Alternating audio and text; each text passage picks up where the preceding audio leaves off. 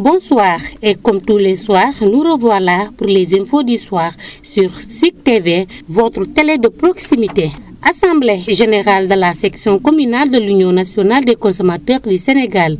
Tenue dans l'enceinte de l'école Moussa Barry, il s'est agi de mettre en place le nouveau bureau de la dite structure.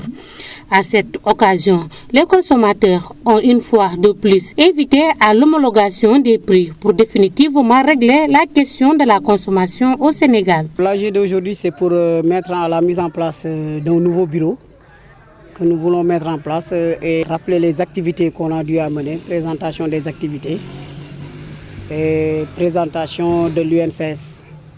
Parmi ces combats, on peut citer l'augmentation du prix du transport que la gare routière de Ziguinchor voulait faire. Et nous avons imposé notre refus catégorique parce qu'il n'est pas question qu'on augmente le prix du transport sans que le Conseil régional du transport ne s'est réuni. Parce que soi-disant qu'ils veulent mettre un système de ticketing au niveau de la gare routière de Ziguinchor. L'autre combat aussi que nous devons mener, c'est par rapport à Orange, qui est en train de taxer les consommateurs ziguinchorois pour des frais avec Orange Money, qui taxe les consommateurs ziguinchorois pour un frais d'envoi. Dans la même commune, on met les frais d'envoi. Par exemple, quelqu'un qui est à Escale, qui veut faire un transfert d'argent, qui veut faire un dépôt d'argent pour quelqu'un qui est à Lindiane, on nous dit de mettre des taxes. Alors que quelqu'un qui est à Dakar Plateau, s'il veut faire un dépôt d'argent pour quelqu'un qui habite la commune de Mermoz, ou bien la commune de Ouakam, ou bien le département de Rufisque, il n'y a même pas de frais. Ce qui n'est pas du tout normal. L'autre, c'est qu'on avait proposé aussi l'homologation des prix au niveau national. Ça, c'est un message que nous adressons au ministre du Commerce et au président de la République. Parce que vous avez vu cette concertation que le président a initiée, cette concertation nationale que j'appelle, moi, ce n'est pas une concertation que j'ai appelée le concert de tension. C'est-à-dire que c'était un concert pour augmenter la tension adrénaline des consommateurs. Vous avez vu qu'est-ce que ça nous a mené. Bon, il n'y a pas de prix fixe, les boutiquiers sont en train de râler, ainsi on ne sent pas l'impact, la subvention de l'État dans ces prix. Par contre, si on avait l'homologation des prix, vous pouvez voir la subvention de l'État, la mainmise de l'État dans ce truc. C'est juste au Sénégal où on voit les commerçants qui augmentent leurs prix sans problème. Nous reparlons du forum départemental sur les ressources halieutiques et forestières tenu à Yatakunda, dans le département du Balantakunda. C'est le foyer des jeunes qui a servi de cadre pour cette grande rencontre qui a réuni tous les fils de ce village dans la région de Sédhiou. Le thème général, la protection de l'environnement pour la préservation de nos ressources halieutiques et forestières dans le département de Goudomp et dans le Bouddié. Cette rencontre, présidée par le préfet du département, a été aussi pour le commandant Paté Baldé, conservateur de la réserve anthologie de Kalissaï, de revenir sur les difficultés rencontrées dans le cadre de la préservation de l'environnement. Oui, effectivement, vous savez que si des populations elles-mêmes se lèvent pour réfléchir sur la problématique de la conservation, de la préservation des ressources, ça c'est salutaire. Parce que ce qu'il faudrait éviter en ce moment, d'autant plus que depuis 1996, le processus de décentralisation a démarré, l'État a concédé une partie de ses pouvoirs aux collectivités territoriales. C'est aujourd'hui aux collectivités territoriales de prendre des initiatives de conservation, de préservation des ressources. Et l'État central que nous nous représentons doit jouer le rôle d'appui et de conseil. Et c'est pourquoi aujourd'hui, quand nous avons été invités par les populations à leur propre initiative, cela ne fait que nous réjouir que les populations ont enfin bien compris qu'elles doivent avoir un rôle d'avant-garde par rapport à la conservation. Je pense que les difficultés du département de Goudomp sont aussi communes à toute la Casamance.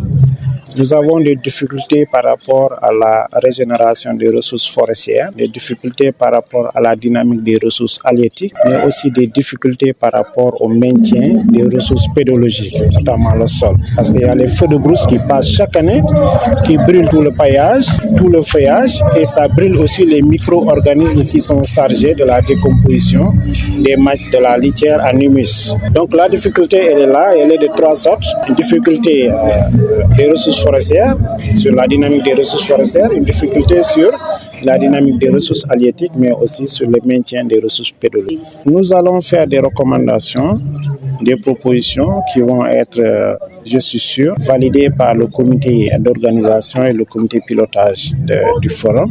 Ces recommandations iront dans le cadre de la protection. La protection, notamment l'érection des massifs en aire marine communautaire protégée. Parce qu'aujourd'hui, c'est la seule solution qui permet aux populations de jouir de leur forêt, mais sans la détruire. Vous savez, ça, c'est des expériences qui ont démarré depuis 2004 au Sénégal avec 5 expériences d'aire marine communautaire protégée, notamment l'aire marine communautaire de Joal, de Saint-Louis, de Kayar, de Bamboum et de Abéné. Aujourd'hui, l'expérience montre que c'est autour de ces aires marines communautaires que la plupart des ressources halieutiques aujourd'hui restent. L'inspecteur de l'éducation Bala Moussa Diatta, fils de la localité, présent à la rencontre, a magnifié cette belle initiative de la diaspora. Pour lui, c'est une action à pérenniser annuellement dans le but de mieux sensibiliser les populations pour la préservation de notre environnement. Le préfet s'en est approprié sous le format CDD pour vraiment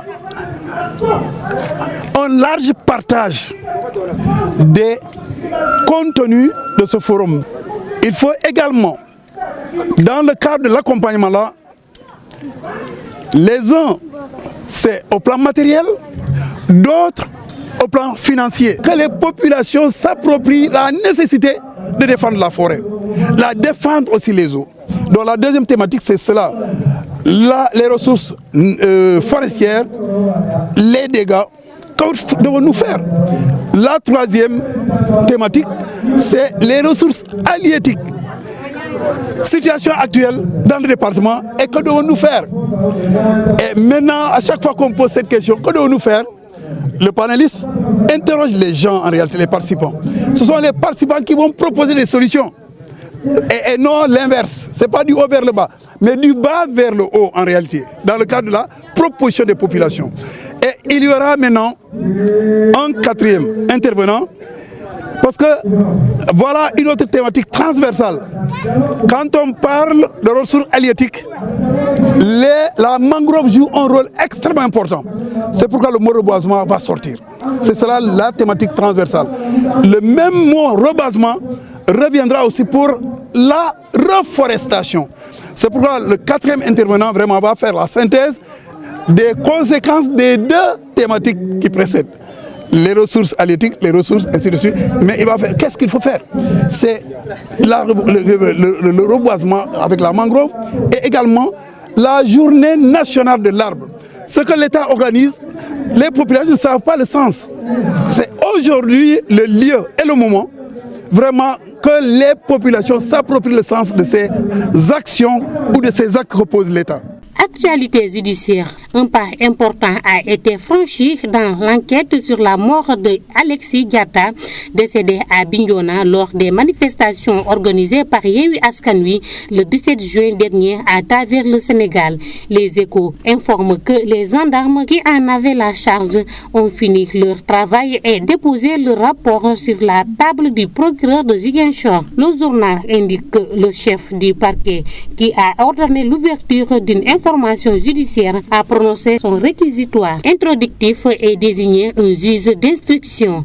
La même source précise que le procureur vise X pour homicide volontaire. Le magistrat instructeur a prévu de commander une expertise balistique pour éclairer sa lanterne. Alexis Diatta a été tué par balle selon le premier rapport médical, contrairement à l'affaire Idrissa Goudiaby, le taximan décédé à Ziguinchor lors des mêmes manifestations. L'enquête préliminaire sur cette affaire a tiré en longueur.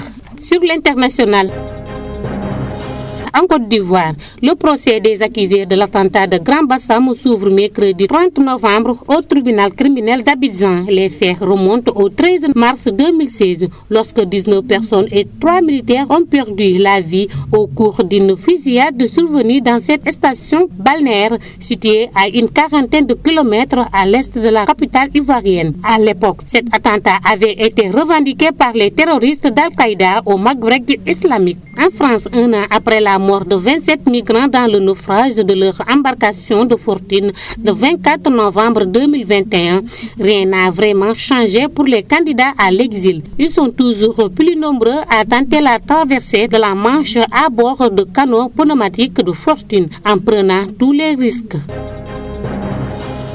En sport, le Sénégal a décroché sa qualification pour les huitièmes de finale de la Coupe du Monde 2022 en s'imposant hier mardi devant l'Équateur sur la marque de 2-1. C'est Ismaël Sarr qui a ouvert la marque pour les Lions à la 43e minute sur penalty qu'il a provoqué lui-même.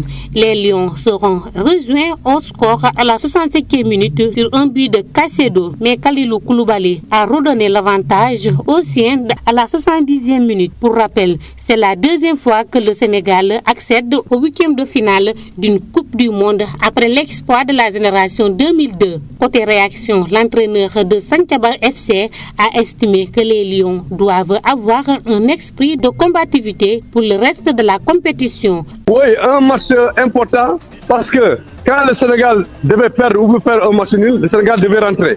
Donc impérativement, il fallait gagner cette équipe équatorienne. Donc, ce qui est sûr que le Sénégal avait l'ambition de placer ses atouts offensifs pour essayer de marquer le but. Quand vous regardez le match, pendant 20 minutes, nous avons vu une équipe sénégalaise qui s'est bien comportée sur le plan défensif, sur le plan offensif, parce que nous avons vu les occasions de Gana Gueye et nous avons vu l'occasion de Bouladia. Ce qui veut montrer que le Sénégal avait une ascendante sur l'équipe équatorienne parce qu'ils en voulaient plus. Maintenant, dans le match, c'est vrai, à un certain moment donné, nous avons vu effectivement des temps forts de l'équipe sénégalaise et des temps faibles de l'équipe sénégalaise. Mais tout qu'on fait, le Sénégal s'est su comprendre que ce match-là, ce n'est pas un match à perdre, c'est un match à gagner. Ils ont mis toutes les formes pour pouvoir vraiment contrer cette équipe équatorienne parce que c'est une équipe effectivement qui joue bien au football, qui est costaud par la vitesse aussi du jeu, ils étaient là-dedans. Mais on a aussi contré cette équipe équatorienne dans leur propre base. Parce que le latéral gauche, qui était l'homme fort de cette équipe-là, aujourd'hui, il n'a jamais réussi un bon sens. Stupignan. Il a été, voilà, justement, il a été bien contré par Aliou, parce qu'Aliou a compris que tous les dangers venaient du côté gauche. Absolument. Et en milieu de terrain, nous avons vu des garçons frais qui sont venus aujourd'hui, qui sont donnés à cœur pour essayer de contrer ce milieu de terrain avec le renforcement des excentrés qui entraient. Donc nous avons vu une équipe sénégalaise costaud, nous avons vu une équipe sénégalaise qui avait envie de gagner et ils l'ont fait. Mais El Hadj Malick, on dit souvent l'appétit vient en mangeant. Vous savez que dans le football, ce qui est le plus important, c'est de passer le premier cap. Le Sénégal l'a fait avec brio quand même. Maintenant, nous sortons pour les huitièmes de finale. Là-bas, tu perds un match, tu rentres chez toi. Je pense que la plus grande réflexion que Aliou et son staff et les joueurs doivent avoir, c'est un esprit de combativité, comme ils l'ont fait aujourd'hui. Je pense que le football n'appartient ni aux Américains, ni à l'Afrique, ni aux Français, c'est un problème mondial. Je pense qu'aujourd'hui, nous avons ces garçons-là qui évoluent dans de grands championnats. La forme de jeu, l'esprit de jeu, ils l'ont. Le mental, ils l'ont. Parce que s'ils n'ont pas de mental aujourd'hui, ils n'avaient pas passé sur le cap des Équatoriens. Maintenant, ils ont montré qu'ils sont très costauds. C'est comme ça qu'il faudrait monter pour le deuxième tour pour ne pas être pourvu en dépourvu. Je pense qu'aujourd'hui, quand vous regardez cette équipe sénégalaise, il y a l'ambition qui est là, il y a le mental qui est là, il y a la forme de jeu qui est là. Maintenant, c'est vrai, il y a des choses qui ne sont pas roses, qu'il faudrait corriger. Mais je pense qu'au fur et à mesure qu'ils sont en train de passer pour aller vers les huitièmes de finale, c'est l'histoire qui va rencontrer et qui va leur donner la possibilité de se faire valoir. Aujourd'hui, ils l'ont fait. Je pense que pour les huitièmes de finale, ils feront tout pour essayer quand même de placer cette équipe-là sénégalaise qu'on croit bien. Peut-être en quart de finale, en demi-finale, certainement en finale. À Ziguinchor, les populations ont manifesté leur joie après le coup sifflet final de l'arbitre. Les rues de la capitale du Sud ont été envahies par des supporters en liesse. sama xol sedd na ci qualification bi waaw di leen di ñaanal law la cak rek ca kanam rek pour toujours inshallah am naa yaakaar ci football bu ñu wone xale yi am nañ jom mën nañ football seen morom yi lañ fa fekk defe naa nañ def lu raw loolu quoi bilaay walaay dañuy indi coupe pour Sénégal inshallah. man Jacob mooy sama fan Jacob si lu mu def tey defu ko fenn lii moom mbégte bu rëy la mooy loolu ñooy kontaan si classement bi Aliou Cissé wane na boppam parce que premier match bu ñu ko péré ñëpp daanoo wax yu bëri naa Aliou mënul lii kon tey su demee ba def changement bi sotti dañ ko nar a wax dañ nar a kontaan si loolu quoi. Les autres résultats des matchs joués. Les Pays-Bas ont battu le Qatar par 3-0. Iran a été dominé par les États-Unis 1-0. L'Angleterre est venue à bout des Pays de Galles par 3-0. Dans la poule A, les Pays-Bas première avec 7 points, le Sénégal deuxième avec 6 points, l'Équateur troisième avec 4 points et le Qatar quatrième, pays organisateur avec 0 point. Au programme ce mercredi, l'Australie croise le Danemark. Dans l'autre match, les tricolores de la France rencontrent la Tunisie. Les matchs sont prévus à la même heure, c'est-à-dire 15h temps universel. Nous y reviendrons pour les résultats dans nos toutes prochaines éditions. Cette note met un terme à ce journal, le tout en images. Merci de nous avoir suivis. Un autre rendez-vous demain à la même heure pour d'autres informations sur Zik TV, votre télé de proximité.